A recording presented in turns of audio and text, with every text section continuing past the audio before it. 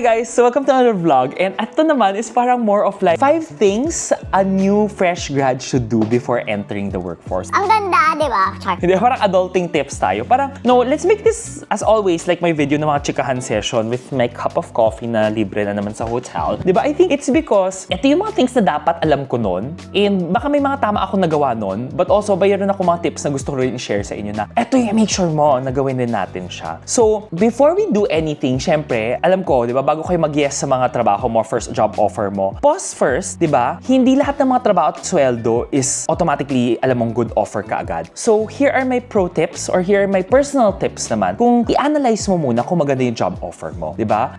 First things first, make sure that number 1, look at it na kaya ba nitong salary mo na to, at least meron pang dapat extra, di ba? For you to be able to, you know, to live, di ba? To live life.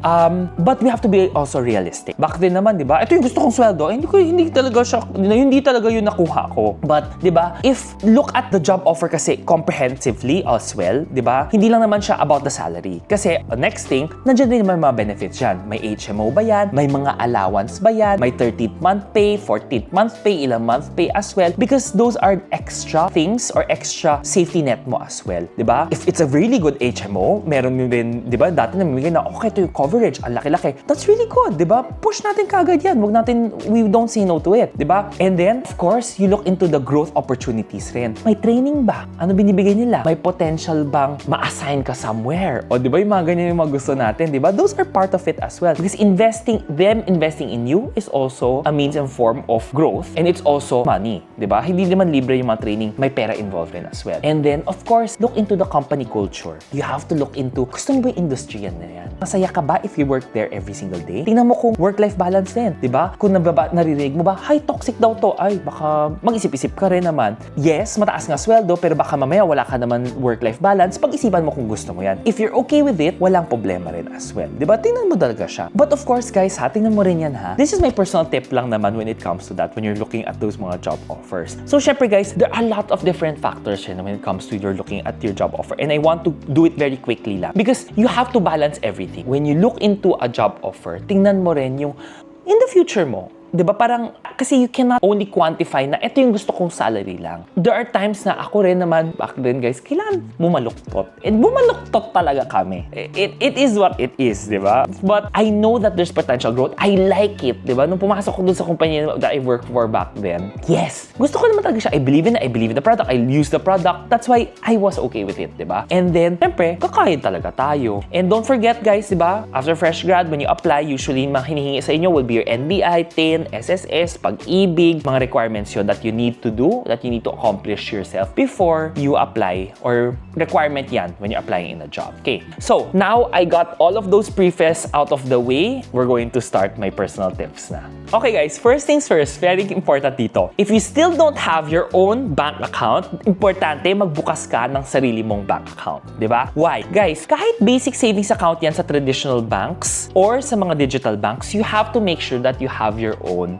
bank account. Ako, may recommended tip here, if ever, pwedeng dalawa. Have your own bank account sa traditional banks. Why? Your traditional bank is still where you get your credit card, where you get a lot of credits, di ba? So, if you have your bank account there, it will be easier for you to get a credit card, di ba, when you reach 21. Kasi nga, may relasyon ka na with that bank. Importante yung relasyon. Relasyon, yes. Relasyon. Because your relationship, di ba, if they see na may money ka, naglalagay ka dyan, consistent rin yan, they're more willing to give you a credit card. And credit card is actually one of the easiest way to build or start building your credit, di ba? So parang, why not? Di ba? Kung hindi ka ready to get a credit card, walang problema. But start the relationship with the bank. Because, guys, if you need bigger loans, tulad ng housing loan, car loans, mga whatever loans, mas malaki ang nabibigay, or business loan, di ba? Ang nabibigay ng traditional banks rather than the digital bank. So that's one thing. That's why sabi ko, yes, have a traditional bank muna. Then, on the flip side, open your digital bank account rin, high yield savings account. Because, guys, mataas ang interest. Pag nilagay natin pera natin dyan, at least alam natin, it grows bigger. Yung interest binibigay sa atin, mas malaki compared to the traditional bank. But, hindi man natin pwedeng mawala yung mga traditional bank because we need that relationship, di ba? And, guys, usually, ang mga payroll accounts ng mga companies na binibigay sa atin, hindi yan nag-grow ng interest. Walang interest yun. Kasi nga, zero yung maintaining balance yan usually. So that's why it's good. Ilagay mo yung pera mo, pag nakuha mo na siya sweldo mo, kung saan man may interest na mataas. Digital banks, for example, di ba? If nakakanood ka nitong video na to, guys, kung ginawa mo yung opening of digital bank account, guys, natapos mo na yon kasi usually 5 minutes lang yan. So yes, that's the first thing. Open your own. You need those two. Second, now, kung hindi pa tayo masyado nagsa-start ng mga expense tracking, budgeting, guys, kailangan alam natin yon. Kailangan alam mo kung saan napupunta yung pera mo. You're going to work. You're going to earn your own money. Kailangan mo malaman kung saan napupunta yung pera mo. Or else, guys, malulunod ka lang sa mga gastos. Importante, you can use Excel. I have an expense tracker sheet. You can use Google Sheets kung saan mo gusto. Gusto mo ng pen and paper? Walang problema, go. But you need to track your expenses. One thing that I also want to share with you, since nandito rin naman na tayo, Kaskasan Buddies, guys, kayo yung mga first na makakalam. Well, paglabas nito tong video na to, for sure, nandyan na rin siya. But if you're gonna look at the Kaskasan Buddies app, guys, dito sa savings na to, meron na tayong savings tracker because laki yung request to. As in, talagang pinaghirapan ng buong team to, ah. So here, you can put in your accounts, kung ano man accounts that you have, banking man yan, bank accounts man yan, credit cards man yan, or whatever. Yes, pwede mo na i-track yan. So lahat ng mga bank accounts mo, assets mo, pwede mong i-track yan digitally if you want a digital format. And not only that, you can also add transactions here tulad ng income, di ba? Pwede kang income, and then you have your expenses, and then of course, kahit mga transfers nyo, bank to bank, di ba? Pwede. And yes, lahat po yan libre dito sa app niyan, for sure. And if you're going to see it, guys, paglabas niyan, I'm sure mas maganda yan kaysa sa version na pinapakita ko sa inyo right now.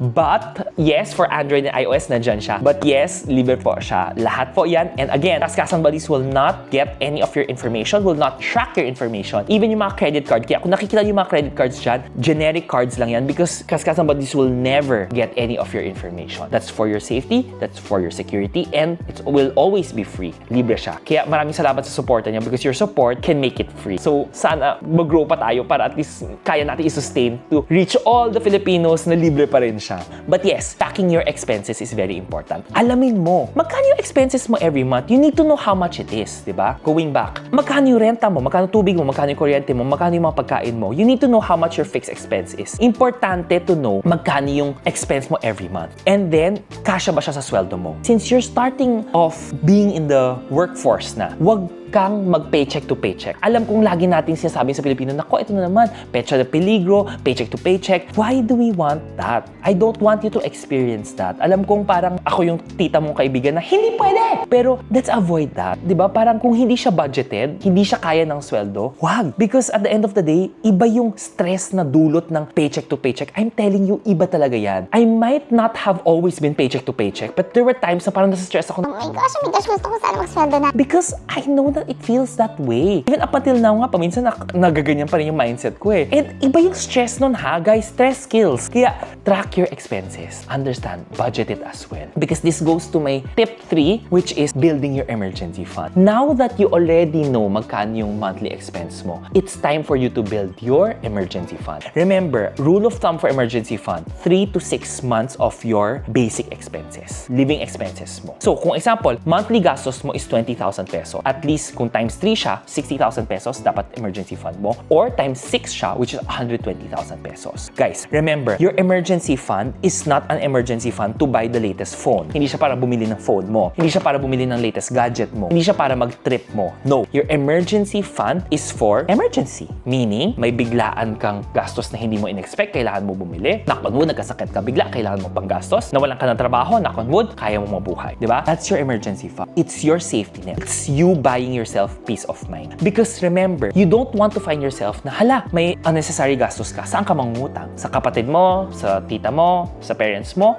Pwede. But do you want that? Or mangutang ka sa online lending na ang taas ng interest, di ba? Di ba? Yun yung mga naririnig natin na pamansin, hindi mo na siya mabayaran because remember, guys, if you don't increase your income, hindi mo rin mabayaran yung utang na kinuha mo. Kaya nga sabi ko, please be careful with that. Kaya importante na you track your expenses, then you also have your emergency fund. Now, saan mo ilagay yung emergency fund mo? Siyempre, ilagay mo sa high yield savings account. Yung high yield savings na digital. Kasi nga, if you put it in your digital bank, guys, at least mataas ang interest na nag-grow. Kung grow pa rin siya. Now, to build your emergency fund, it doesn't necessarily mean na kailangan bukas meron ako emergency fund. No, you can start small. Kung right now, kaya ko lang 500, 1,000 per cut off, 2,000 per cut off, go. We're not saying that your emergency fund needs to be already be built bukas na bukas. Sometimes it takes months. Sometimes it can take a year. Again, walang problema. There's no right or wrong way of doing growing and building your emergency fund. Importante mag-start ka and you have to be consistent. Kung kaya mo lakihan, go. Kung nagka-bonus, lakihan mo. Kung nagkaroon kang 30th month, lakihan mo yung paglagay mo. But you have to build your emergency fund and that's very important. And be consistent. Now, kung meron ka na yung tatlong yun yung parang non-negotiable threes. The non-negotiable threes talaga. Having your own bank account. Second is you have to track your cash flows and yung expenses mo. Budgeting. And then number 3 is building your emergency fund. Now, number 4 and 5 is leveled up. Pag meron ka na mga yun, this is where you can, number 4, learn about investments. Learn about investing early. Now, guys, when it comes to investing, I'm not saying na, go! Pasok ka agad! Sabak! No! Learn it first. Intindihin mo. But I want you to do it. Buti na lang ang aga-aga pinapanood yun na to. Because that's my biggest regret in life. Talagang hindi ako na-invest early. Kasi nga, either I always said, bukas na lang, aalamin ko na lang siya, ay, pang mayaman ng investment. No, it's not. Alam mo, everyone can invest. Hindi totoo na pang mayaman siya. Hindi totoo na yung mga maraming pera lang ang nag-invest. Maling mindset yon. It's for everyone. Lamang ang may alam, lamang yung nag-aral. That's why, sabi ko, you need to understand it. Again, this is not financial advice. You do your own research before you do investments. I personally do not say na invest here. Hindi ako na ganon. I will tell you ano yung mga available investments, learn, and then choose an investment that you believe in. I personally invested in a lot of different things. Things that I might not have believed in, pero kasi narinig ko from other people. Budol, doon nawala yung mga pera ko. But those are very expensive lessons that I've learned. And I don't regret it. Kasi pwede ko ikwento sa inyo yun. Yun yung parang pampalubag loob, no? Yan at mga pagkakamali ko, guys, yun yung sinashare ko sa inyo. But totoo yan. What are some of the investments that you can do? Guys, Pag-ibig MP2, diba? That's one thing. If you already have your Pag-ibig, nakakapaglagay ka na rin, you can start a Pag-ibig MP2. You're starting off in the office. Ask about cooperatives. If you have big companies, may cooperatives ka, ask HR. Ask kung magkano, paano mag-start. Diba? Why not put a few money there. Diba? Remember, when you invest, your money for investment should be separate from your emergency fund and from your savings. Iba po siya. Diba? Iba po yun. But start early. Ano pang pwede? UITFs, Unit Investment Trust Funds, or yung mga mutual funds yan, where you pull your money and buy a lot of different mga stocks, bonds, and then guys, may nagmamanage nun for you. Less stress yan compared to number 5, the stocks, where syempre, sila yung highest potential of growth, pero syempre, mas mataas rin mga risk involved dyan. But guys, all of these, you can start, di ba yung mga funds, you can start for as low as 50 pesos. You can watch my video here, mga meron ako niyan. Then naman for stock market, meron rin. 50 pesos yan or 1,000 pesos. And then MP2, 500 pesos yung pinakamaliit naman dyan. You can all start and open an account, guys, all online, digital, kasi may mga apps na yan. Remember, if you start early, when you start investing early, the power of compounding is greater. Mas malaki siya. Remember that all of the graphs that you see, compounding, saan pumapalo yung pinakamalaking growth mo, it's towards the end. Maliit siya sa start, pero papalo siya dito ng malaki. That's why it's important that you be in the market. Remember, you don't time the market. Ang pinakamaganda doon is the time you are in the market. The longer you have been, the more potential of growth it is. I have a previous video here naman as well. Now, syempre itatanong nyo, Jax, ikaw ba saan mo yung gusto mo? I personally love funds kasi mas gusto ko wala na akong iniisip. If I like the funds, katulad ng mga feeder funds, US feeder funds, mga technologies that I believe in, Philippine stocks naman, ng mga funds, meron rin naman siya, then go. Now that because I'm younger, di ba, I'm still relatively young, I can be more aggressive. Ako, I believe kasi na kung mas bata ka, you can be aggressive with the investment vehicles that you want. The more that you have your families na, then magiging moderate risk ka na. Then, kung mas matanda ka na, pinaka-small risk ka. Because why? When I'm young, wala ako kailangan buhay na ibang tao pa, wala pa naman ako pamilya, then I can be risky. Kung malaki yung mga losses ko, mas-stress ako, but matagal pa naman yung buhay ko. Kaya ko pa siyang, di ba, time in the market nga siya, di ba? Kaya pa siyang mabawi and I believe na kaya siyang mabawi in the future. But syempre, the more you progress, the more older ka, you want more stability. Kahit mas maliit yung returns niyan, pero stable siya. Diba? Hindi nagpa-fluctuate. That's why, the more you progress in life, the more you age, syempre, mas gusto mo less risk. Gusto mo, let's say, sure na yung papasok mo ng income or yung interest. Diba? That's why, doon na papasok yung mga time deposit, na maybe kahit 4% siya a year, pero sure kang every year may 4% ka. Diba? At least, yon guaranteed. Compared to investment, yung mga sa stocks, mga higher funds, yung mga more aggressive funds, mataas nga pwede siyang pumalo na mataas, pero what if bumagsak siya bigla? Di ano gagawin mo? Diba? That's why. But, remember, when you invest, learn the product first, alamin mo muna siya, make sure that your money is separate from your savings, investment funds is investment funds lang. Dapat ganun siya. And, you have to be consistent. Hindi yung nag-invest ka nga ngayon, tapos biglang kinalimutan mo na, hindi pwede yan. And of course, I'll share with you all of of my different investments. I'm not promoting any of these, but di ba, may mga matataas sa mga growth ako dyan. For example, like itong fund ko na to, oh my gosh, tingnan mo guys, ang laki ng tinubo niyan, di ba? But that is also me being consistent, and kasi nga, the market is nice. Di ba? But I also have mga makaluma. I have my time deposits na mababa, 4% ang interest niya compared to the potential growth of the different funds. But because that's how I balance it, that's how I keep all of my eggs in different baskets compared to only keeping it in one. Para if bumagsak yung isa, at least dito, alam kong hindi siya bumagsak. Diba? That's why they always say, keep your eggs in different basket. Wag lang in one basket. You have to diversify, diversify, diversify. And of course, I also love time deposit. Meron din ako mga yan, MP2 as well. I have konting mga stocks, mga REITs, diba? Yun yung mga type of investments I have. And of course, crypto, very, very small. I have it pa rin naman kasi yes, I believe in it. But again, I'm not that pro in crypto, so that's why I only usually talk about things that I am very, very savvy with, na alam ko may experience ako para mapakita ko talaga sa inyo siya. Now, if I'm going to show you an example here, di ba? If you've just invested 1,000 pesos monthly, di ba? Monthly to. Let's just say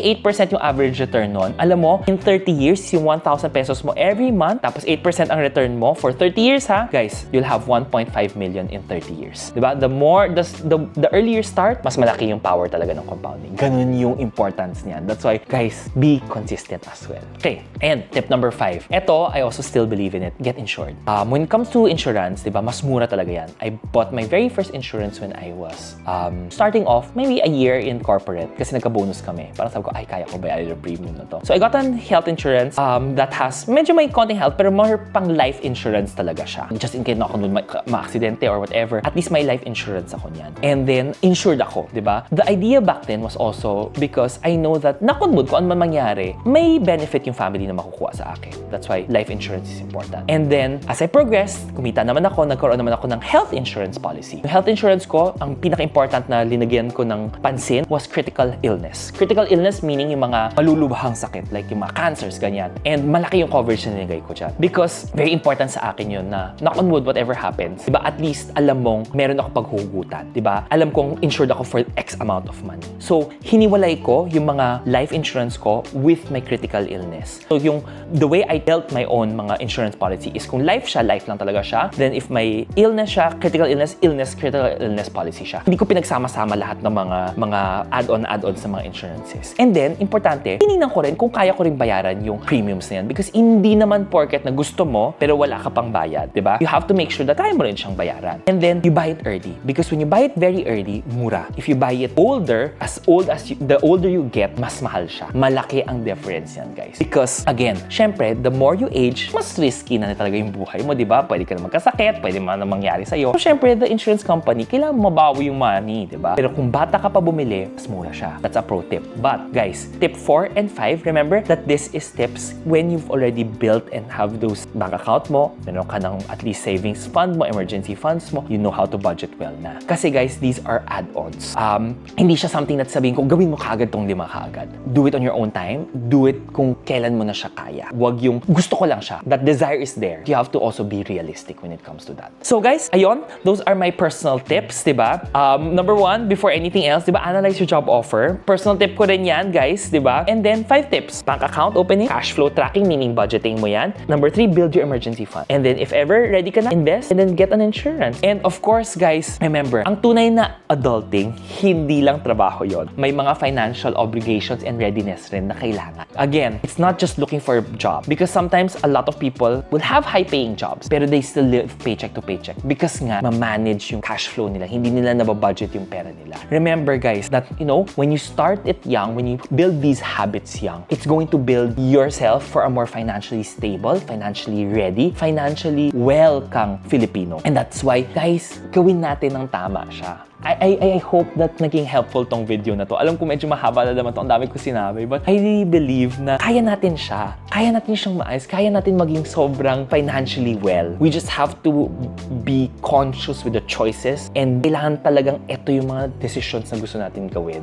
in life. Remember, guys, this is your time to start your financial journey the right way. And guys, if these tips resonate to you, ano bang mga meron na, ano na ginawa mo, ano ba yung commitment mo as well. And pinakagusto ko nga dito, saan ka nanonood muna, comment down below. But also, let me know if you've already have any of these 5 tips. Ang pinakagusto ko yung tip 3. Kung meron ka ng emergency fund, ilang months ang emergency fund mo? Kung magbibuild ka pa lang, ano yung target And then, balikan mo ako pag na-achieve mo yan. Because I want to celebrate it with you. As in, yun talaga yung goal ko. Because I want to celebrate these things with you guys. Because it's a job well done for you. Kasi I want to celebrate those wins with you. Guys, I'll see you on the next vlog. And of course, welcome to the working class.